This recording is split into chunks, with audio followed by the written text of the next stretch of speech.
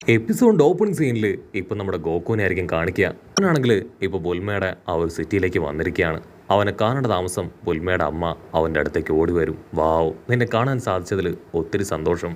ബുൽമയുടെ അമ്മയാണെങ്കിൽ ഓടിപ്പോയി ഇപ്പോൾ ഗോകുവെ ഹഗ് ചെയ്യും. നീ വലുതായതിനു ശേഷം നിന്നെ കാണാൻ കുറെ കൂടെ അടിപൊളിയായിട്ടുണ്ട്. നീ ഇടയ്ക്കിടയ്ക്ക് ഇവിടേക്ക് വരണമെന്ന് പറഞ്ഞ് അവനുമായിട്ട് ഹായി ആയിട്ട് നടന്നു പോകും. ഗോകു ആണെങ്കിൽ ബുൽമയുടെ അമ്മയോട് പറയും, ഞാനും ബുൽമ പോയ ആ ഗ്രഹത്തിലേക്ക് പോകാൻ പോവാണ്. ഞാൻ ഓൾറെഡി ഒരു ചെറിയ സ്പേസ് ഷിപ്പ് ബുൽമയുടെ പപ്പയുടെ കയ്യിൽ ഏൽപ്പിച്ചിരുന്നു. എൻ്റെ വർക്ക് എന്തായി, അത് കംപ്ലീറ്റ് ആയോ എന്ന് അറിയാനാണ് ഞാൻ ഇവിടേക്ക് വന്നത്. അതിന് ബുൽമയുടെ അമ്മ പറയും, അദ്ദേഹം ഒരുപാട് ദിവസമായി അത് റിപ്പയർ ചെയ്യുന്നു, അത് കംപ്ലീറ്റ് ആയെന്ന് അറിയില്ല.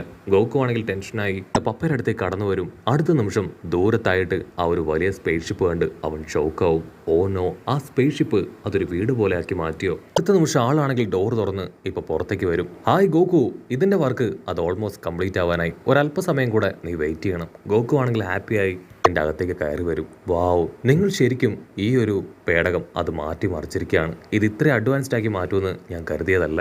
ബുൽമയുടെ പപ്പയാണെങ്കിൽ അതിൻ്റെ പ്രധാന എഞ്ചിൻ കാണിച്ചു കൊടുക്കും. ഇതാണ് ഇതിൻ്റെ മെയിൻ എഞ്ചിൻ. ഇതിന് വളരെയധികം സ്പീഡ് കൂടുതലാണ്. ബുള്ളറ്റിൻ്റെ സ്പീഡിലായിരിക്കും ഇത് മുകളിലേക്ക് പോവുക. നിനക്ക് എത്രയും വേഗം അവിടേക്ക് എത്താൻ പറ്റും. ഇത്രയും നിനക്ക് ആവശ്യമായിട്ടുള്ള എല്ലാ സംവിധാനങ്ങളും ഞാൻ ഇതിൽ ആഡ് ചെയ്ത് കഴിഞ്ഞു. ഇതാണ് ഓൺ ചെയ്യേണ്ടതും ഓഫ് ചെയ്യേണ്ടതും കൺട്രോൾ ചെയ്യേണ്ടതും എല്ലാമായിട്ടുള്ള പാനൽ എന്ന് പറഞ്ഞ് എല്ലാ ഡീറ്റെയിൽ ആയിട്ട് അവന് കാണിച്ചു കൊടുക്കും. താഴേക്ക് കാണുന്ന സ്റ്റെയർ കേസ് അത് കിച്ചണിലേക്കും വാഷ്റൂമിലേക്കും പോകാനുള്ളതാണ്. സോ അവിടേക്ക് പോവാണെങ്കിൽ നിന്റെ കാര്യങ്ങളൊക്കെ ഭംഗിയായിട്ട് നടക്കും. ഗോകുവിനാണെങ്കിൽ അത് കേട്ട് ഡബിൾ ഹാപ്പി. ബുൽമയുടെ അമ്മ അവർക്ക് കുടിക്കാനായി ഡ്രിങ്ക്സുമായിട്ട് വരാമെന്ന് പറഞ്ഞ് അവിടുന്ന് കടന്നു പോകും. ബുൽമയുടെ പപ്പയാണെങ്കിൽ ഗോകുവിനോട് ഒരു അല്പസമയം കൂടെ വെയിറ്റ് ചെയ്യാൻ പറയും. സ്റ്റീരിയോയും സ്പീക്കറും അതും കൂടെ പിടിപ്പിക്കാൻ ബാക്കിയുണ്ട്, അതുകൂടെ കണക്ട് ചെയ്തതിന് ശേഷം നമുക്ക് ഇവിടുന്ന് പോകാം. ആണെങ്കിൽ ടെൻസ്ഡ് ആവും. ഓ നോ, അതിനൊന്നും സമയമില്ല, അവിടെ സിറ്റുവേഷൻ മോശമായിക്കൊണ്ടിരിക്കുകയാണ്. എനിക്ക് എത്രയും വേഗം മുകളിലേക്ക് പോകണം. ദയവ് ചെയ്ത് അതിനുള്ള കാര്യങ്ങൾ എനിക്ക് പറഞ്ഞതായോ? പപ്പയാണെങ്കിൽ ഗോകുവിനോട് പറയും, പാട്ടുണ്ടെങ്കിൽ നിനക്ക് എൻജോയ് ചെയ്തുകൂടെ? ഓക്കെ, നിനക്ക് വേണ്ടെങ്കിൽ കുഴപ്പമില്ല, 6 ദിവസം കൊണ്ട് ഇത് നിന്നെ ആ നവഗ്രഹത്തിലെത്തിക്കും. ഓൾറെഡി പോകാനുള്ള പ്രോഗ്രാം അത് ഞാൻ സെറ്റ് ചെയ്ത് കഴിഞ്ഞു.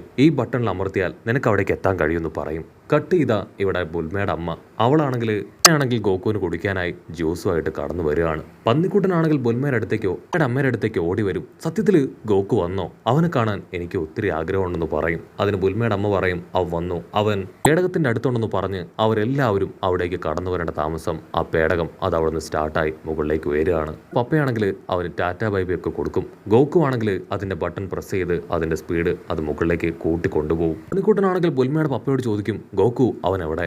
അതിനാളാണെങ്കിൽ മുകളിലേക്ക് ചൂണ്ടിക്കാണിക്കും. അവൻ നമുക്ക് ഗ്രഹത്തിലേക്ക് പോയി കഴിഞ്ഞു.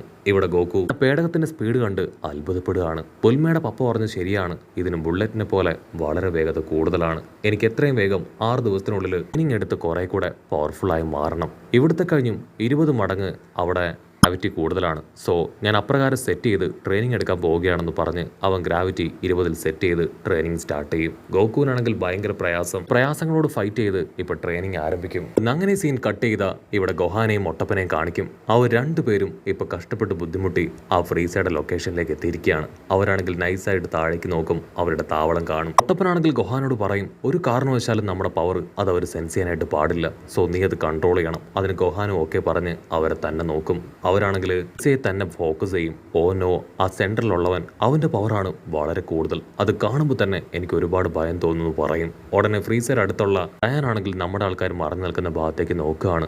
അടുത്ത നിമിഷം നമ്മുടെ ആൾക്കാർ രണ്ടുപേരും കുനിഞ്ഞു നിൽക്കും. ഫ്രീസ ആണെങ്കിൽ കാര്യം തിരക്കും. അതിനാ സോൾജിയർ പറയും, അവിടെ ചെറിയ പവർ എനിക്ക് സെൻസ് ചെയ്യാൻ പറ്റി, പക്ഷെ ഇപ്പൊ അത് കാണുന്നില്ല, ഒരു പക്ഷെ വല്ല പ്രാണികളും ആയിരിക്കും. ഇതാ ഇവിടെ ഫ്രീസയുടെ സോൾജിയേഴ്സ് അവരാണെങ്കിൽ ഒരു വീട്ടിൽ നിന്ന് നമക്കിയൻസിനെ പുറത്തേക്ക് കൊണ്ടുവരികയാണ്. അത് കാണുമ്പോൾ തന്നെ ഇവിടെ മൊട്ടപ്പനും ഗൊഹാനും അവർ രണ്ടുപേരും ഷോക്കാവും. ഹലോയെ പോലുള്ള നമക്കിയൻസ് അവരാണ് പുറത്തേക്ക് വരുന്നത്. ഈ ദുഷ്ടന്മാര് അവർ എന്ത് ചെയ്യാൻ ശ്രമിക്കുക? എനിക്കൊന്നും മനസ്സിലാവുന്നില്ല എന്ന് പറഞ്ഞ് മൊട്ടപ്പനാണെങ്കിൽ ചുറ്റും നോക്കും. അടുത്ത നിമിഷം ആ വില്ലന്മാരുടെ കയ്യിൽ ഡ്രാഗൺ ബോൾ കാണും. ഓ നോ, നീ ആ ഡ്രാഗൺ ബോൾ കണ്ടോ? അത് നമ്മുടെ ഭൂമിയിലുണ്ടായിരുന്ന ഡ്രാഗൺ ബോൾ പോലെയല്ല, വളരെ വലുതാണ്. ഇവിടെ മൊട്ടപ്പനാണെങ്കിൽ ചിന്നസയൻ പറഞ്ഞ കാര്യങ്ങൾ ആലോചിക്കും. അവരുടെ ലക്ഷ്യം ആ ഡ്രാഗൺ ബോളാണ്. മാത്രമല്ല എല്ലാ ഗ്രഹങ്ങളിലുള്ളവരെ നശിപ്പിച്ച് ഗ്രഹങ്ങൾ അത് സ്വന്തമാക്കാനാണ് അവർ ആഗ്രഹിക്കുന്നത്. കട്ട് ചെയ്ത ഇപ്പൊ ഫ്രീസ ആണെങ്കിൽ ആ നമക്കേൻസിനോട് ചോദിക്കും, മര്യാദയ്ക്ക് നിങ്ങളുടെ കൂടെ ഉണ്ടായിരുന്ന ബാക്കിയുള്ള ആളുകൾ അവരെവിടെയെന്ന് പറ. ഞാൻ 10 തവണ കൗണ്ട് ചെയ്യും, അതിൻ്റെ ഉള്ളിൽ നിങ്ങളത് പറഞ്ഞിട്ടില്ല എങ്കിൽ ഉറപ്പായാലും നിങ്ങളെ ഞാൻ നശിപ്പിക്കും. അവനാണെങ്കിൽ അവന്റെ വാല് സീറ്റിലടിച്ച് ഇപ്പൊ കൗണ്ട് ചെയ്യാനായിട്ട് തുടങ്ങും. അതിനുശേഷം പവർ അങ്ങനെ ക്രിയേറ്റ് ചെയ്യുകയാണ്. ഈസി ആണെങ്കിൽ ഇപ്പൊ അവരോട് ആ ഒരു ഡ്രാഗൺ ബോൾ അതെവിടെയാണെന്ന് ചോദിക്കും. നിങ്ങളുടെ കൂടെ ഉണ്ടായിരുന്ന ബാക്കിയുള്ള ആളുകൾ അവരെവിടെ? അവരുടെ കയ്യിലാണ് ആ ഡ്രാഗൺ ബോൾസ് ഉള്ളതെന്ന് ഞങ്ങൾക്ക് കറക്റ്റായിട്ട് ഇൻഫർമേഷൻ ലഭിച്ചതാണ്. സോ ഞങ്ങളുടെ അടുത്ത് ഡ്രാമ കളിക്കാൻ നിൽക്കരുത്. അതിനായി എൽഡർ പറയും, നിങ്ങൾ പറയുന്നത് എന്താണെന്ന് ഞങ്ങൾക്കറിയില്ല. നിങ്ങളുടെ കൂടെ ഉണ്ടായിരുന്നവർ ബാക്കി ആളുകൾ അവരെവിടെയാണെന്ന് ഞങ്ങൾക്കറിയില്ല. ഡ്രാഗൺ ബോളിനെ കുറിച്ചും യാതൊരു ഇൻഫർമേഷൻ ഞങ്ങൾക്കില്ല. ആണെങ്കിൽ അത് കേട്ട് ചിരിക്കും. നിങ്ങൾ എന്നോട് കള്ളം പറഞ്ഞിട്ട് യാതൊരു കാര്യവുമില്ല. ആ 4 ഡ്രാഗൺ ബോൾ അത് ഇങ്ങനെ തന്നെയാണ് ഞാൻ നേടിയെടുത്തത്. നിങ്ങളെക്കുറിച്ച് എനിക്ക് നന്നായിട്ട് അറിയാം. നിങ്ങളെപ്പോലുള്ള നമക്കിയൻസിന്റെ പൂർവികരാണ് ആ ഒരു ഡ്രാഗൺ ബോൾ അത് ക്രിയേറ്റ് ചെയ്തത്. അതിനെ പ്രൊട്ടക്ട് ചെയ്യാനായിട്ട് നിങ്ങൾ നിങ്ങളുടെ ജീവൻ പോലും വെടിയുമെന്നുള്ള കാര്യം എനിക്ക് നന്നായിട്ട് അറിയാം. പക്ഷേ അതേ കാര്യം തന്നെ മുതലെടുത്ത് നിങ്ങളുടെ ആളുകളിൽ നിന്നാണ് ആ 4 ഡ്രാഗൺ ബോൾ ഞാൻ സ്വന്തമാക്കിയത്. നിങ്ങളെ എല്ലാവരെയും ഇല്ലാതാക്കി ഒരാളെ മാത്രം ബാക്കി വെച്ചുകൊണ്ട് ആ ഡ്രാഗൺ ബോൾ അത് കണ്ടുപിടിക്കാൻ എന്നെ കൊണ്ട് കഴിയും. സോ മര്യാദയ്ക്ക് അത് എവിടെയാണെന്ന് പറ. ഞാൻ എൽഡർ ആണെങ്കിൽ അടിച്ചു പറയും, നിങ്ങളെപ്പോലെ ബാഡ് ആയിട്ടുള്ള ആൾക്കാരുടെ അടുത്തേക്ക് ആ ഡ്രാഗൺ ബോൾ എത്തിപ്പെടാൻ ഞങ്ങൾ അനുവദിക്കില്ല. അടുത്ത നിമിഷം ഫ്രീസയുടെ അസിസ്റ്റൻസ് ഇപ്പോൾ അവർ അറ്റാക്ക് ചെയ്യുകയാണ്. കിൻസ് ആണെങ്കിൽ അവരെ തിരികെ പ്രതിരോധിക്കാൻ ശ്രമിക്കും. പക്ഷെ അവരുടെ പവറിനെ കഴിഞ്ഞ് മുകളിലുള്ള പവർ ഉപയോഗിച്ച് അവരെ എല്ലാവരെയും ഓരോരുത്തരെയായിട്ട് ഫ്രീസയുടെ അസിസ്റ്റന്റ് അങ്ങനെ തല്ലി കൊല്ലുകയാണ്.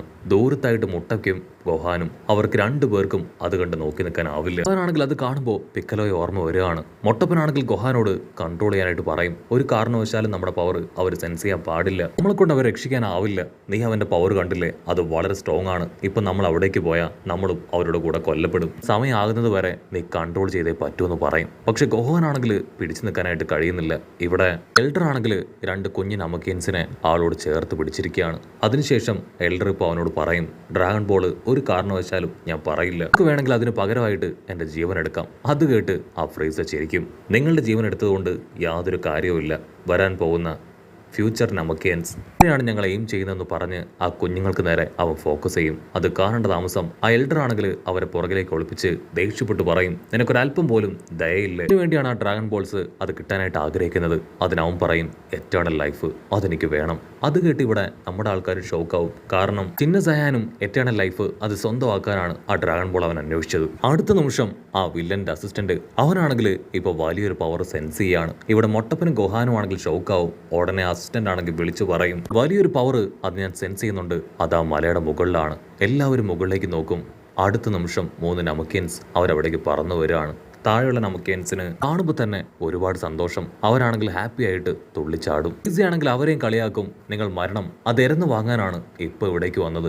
അവിടേക്ക് എത്തിയ നമക്കിയൻസ് ആണെങ്കിൽ ചുറ്റും നോക്കും. അവരുടെ ടീംമേറ്റ്സ് ഒരു മരിച്ചു കിടക്കുകയാണ്. ഫ്രീസി ആണെങ്കിൽ ആ നമക്കിയൻസിന്റെ പവർ അത് ഒബ്സർവ് ചെയ്യും. അതിനുശേഷം അസിസ്റ്റന്റിനോട് ചെക്ക് ചെയ്യാനായിട്ട് പറയും. അസിസ്റ്റന്റ് ആണെങ്കിൽ പൊട്ടിച്ചിരിക്കും. അവരുടെ 3 പേരുടെയും പവർ അത് 1000 ആണ്. അതിൽ കൂടുതലൊന്നും അവർക്ക് പവറില്ല. നമ്മുടെ ചെറുവിരൽ മതി നമുക്ക് അവർ ഈസി ആയിട്ട് ഇല്ലാതാക്കാം. ആ എൽഡറിനാണെങ്കിൽ ഒരുപാട് ടെൻഷൻ ആവും. കാരണം ഇത്രയും കാലവും ഇത്തരത്തിലുള്ള ആളുകൾ എത്താതിരിക്കാനും ഡ്രാഗൺ ബോൾസ് അത് തെറ്റായ കൈകളിലേക്ക് പോവാതിരിക്കാനുമാണ് അവർ കഷ്ടപ്പെട്ട് അവരുടെ ഈ ഒരു ഗ്രഹത്തെ പ്രൊട്ടക്ട് ചെയ്തത്. പക്ഷേ അവരുടെ പ്ലാനുകളെല്ലാം തകർത്ത് ഇപ്പോൾ സയാൻസ് അവിടേക്ക് എത്തി. അടുത്ത നിമിഷം നമക്കിയൻസും സയാൻസും അവർ 2 ടീമും വമ്പൻ ആക്ഷനൊക്കെ ഇട്ട് പൊരിഞ്ഞ അട്ടുകെട്ടി ബഹളം. നമക്കിയൻസിന്റെ പവർ അതങ്ങനെ കൂടി വന്ന് അവർ സയാൻസിനെ തല്ലി തോൽപ്പിക്കും.